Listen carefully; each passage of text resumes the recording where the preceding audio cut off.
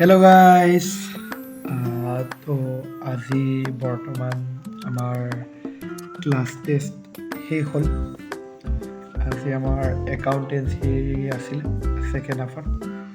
তো এক্সামৰ পিছত এতিয়া হোষ্টেললৈ আহিলোঁ। লাঞ্চটো কৰাৰ পিছত ভাবিছোঁ এতিয়া কি কৰা যায়, আৰু বহুত দিন ধৰক লেপটপ খোলা হোৱা নাছিল। তো আজি ভাবিলোঁ যে মুভি এখন চোৱা যাওক। তো মুভি এখন চাওঁ বুলি ভাবিছোঁ। এতিয়া দিন ইউজ কৰা হোৱা নাছিলে। তো আজি মই চাই আছোঁ দি বেংগল ফাইলছ। আজি আমি লগৰকেইটাই মিলি কিনে ভাবিলোঁ যে বিলাহীৰ টক বনোৱা যাওক। আজি যোৱাকালি যিহেতু পনীৰ বনাইছোঁ, আজি বিলাহী টকটো এনে বনাই যাওঁ আৰু।